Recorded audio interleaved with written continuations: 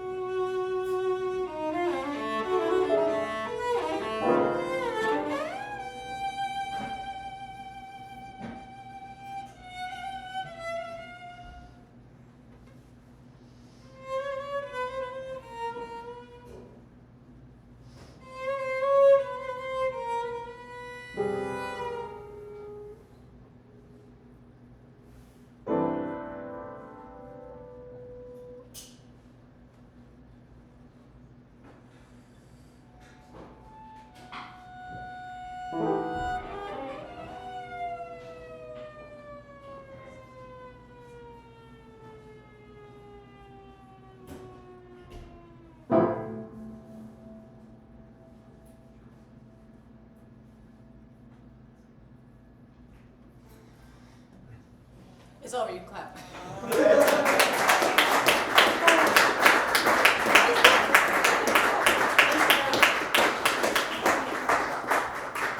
Okay, this next one is not so quiet. Mostly. Mostly. Yeah, we're going to play there's not a number, one of the cello sonatas by Emilie Meyer. Emilie Meyer was born in 1812 and died in 1883, which is roughly the same time period as Franz Liszt, although her music is rather different from that. This is sort of a more traditional, recognizable sonata form. It's in 4 movements, and also you're allowed to clap in between. Not required, but allowed. A slow in the first movement, a slow introduction, followed by a moderately fast sonata form. We'll see how fast it is today. A slow movement, more of a rondo in G major, really lovely. A third movement, faster scherzo in a fast 3, and then a last movement, I think a rondo again. So the sonata in B minor by Emilie Meyer.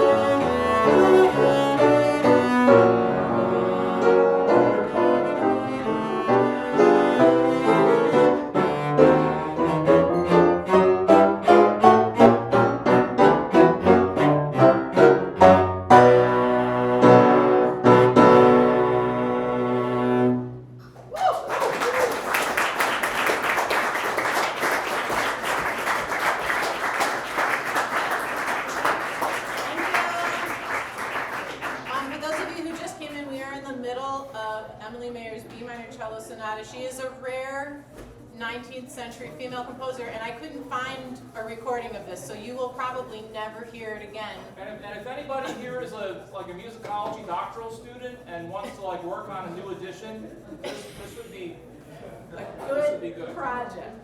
It's good music and it should be better presented. Okay. All right, not too slow. Okay.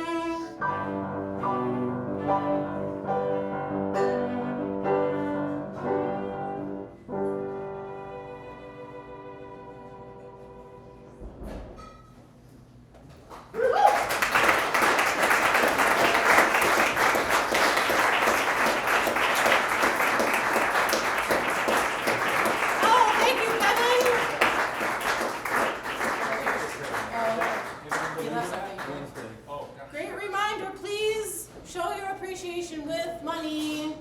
I have a lot of pets. Michael just moved into a new apartment. We need it. Thank you. 2 more movements in the B minor cello sonata. Yes.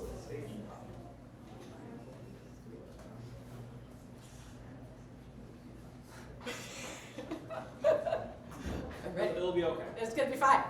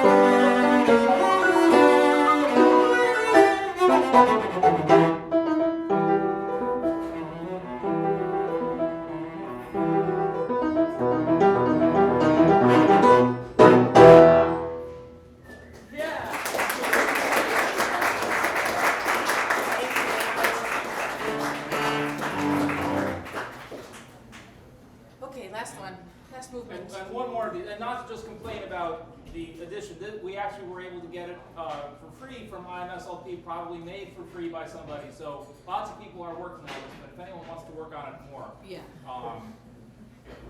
I have a rant about that I could do later. After 2 o'clock. Yes.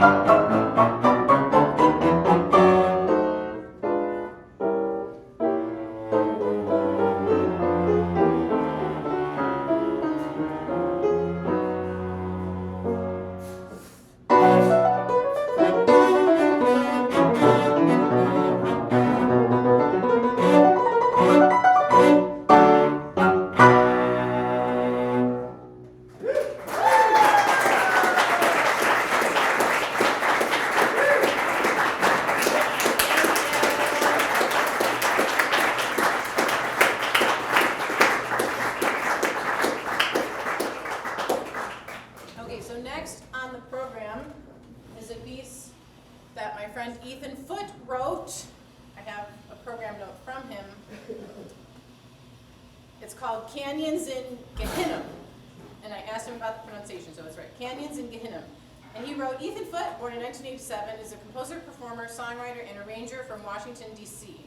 His works have been performed by Invoke, Quince Ensemble, Lode Bang, the Curtis Chamber Orchestra, Fuse Ensemble, himself, and others. I know him because I played with him in my psych folk trio with Marion McLaughlin a long time ago.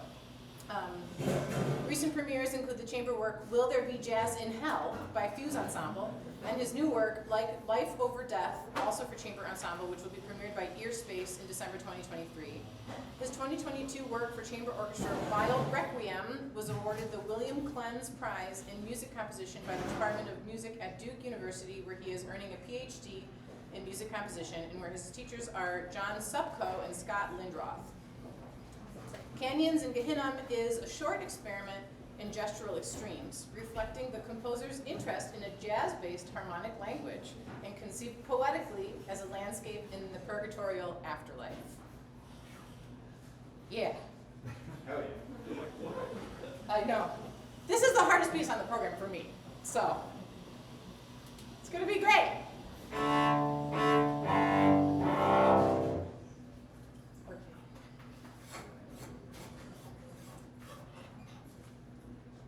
And I would like to also say that it is really great to have a space like Duende and like this series to be able to do just this, to perform new pieces that our friends have wrote. It happens, I feel like, almost every week, every other week that someone writes something and we get to play it here. So I think that that's really special and we should not let that go unappreciated. And thanks to Katie for helping out.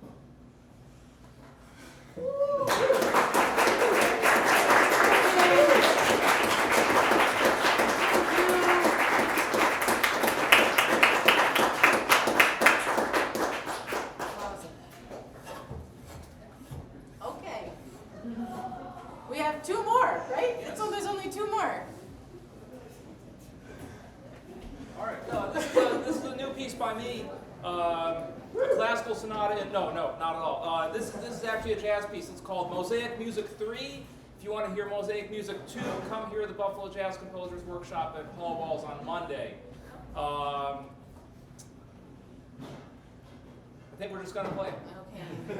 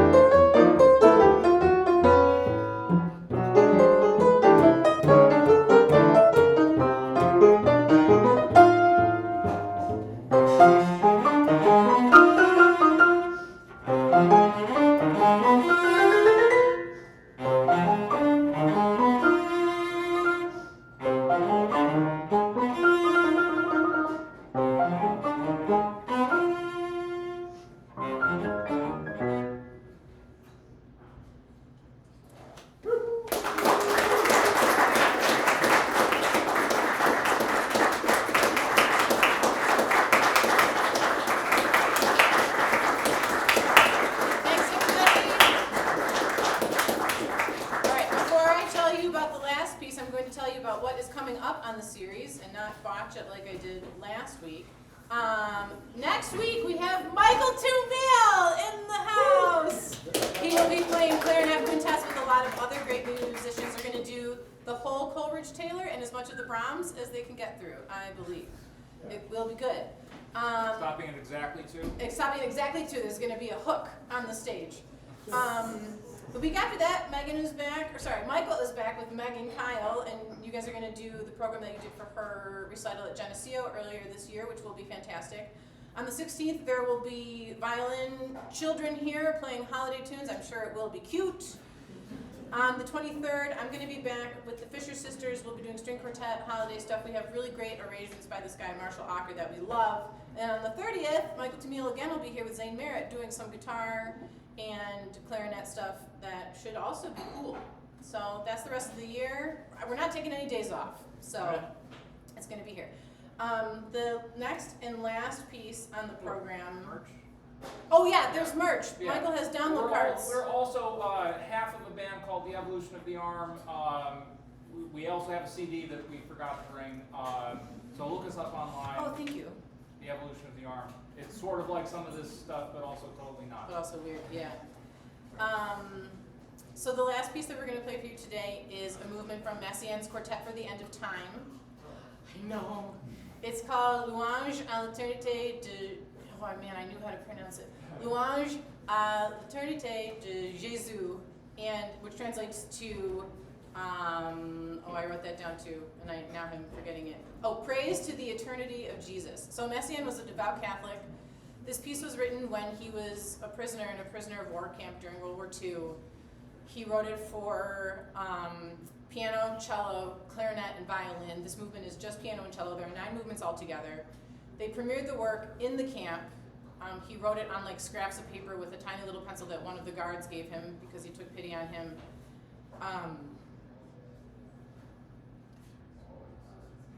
I just can't imagine with it feels so important to play this now. Like this stuff is happening in the world now. It has continued to happen. It hasn't stopped happening. And this is about, the whole piece is about the angel of the apocalypse and the end of time. like time stopping. And this particular movement, I'm not religious, but this particular movement is the whole, in the beginning there was the Word and the Word was God. And I wonder, who is doing this now? There are people who are doing this now, who are making this music now, in circumstances like this and worse. So sorry to end on a sad note, but we're going to play this. And it is beautiful. So thanks everybody for listening.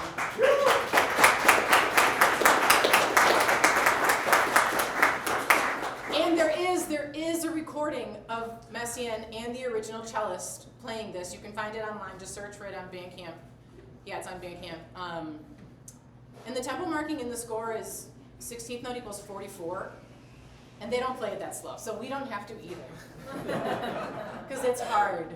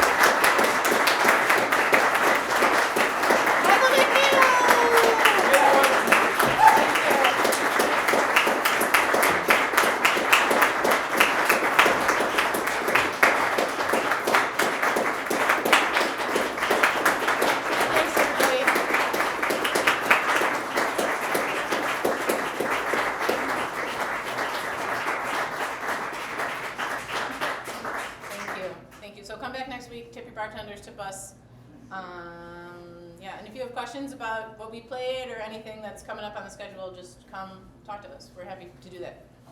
Thanks, everybody.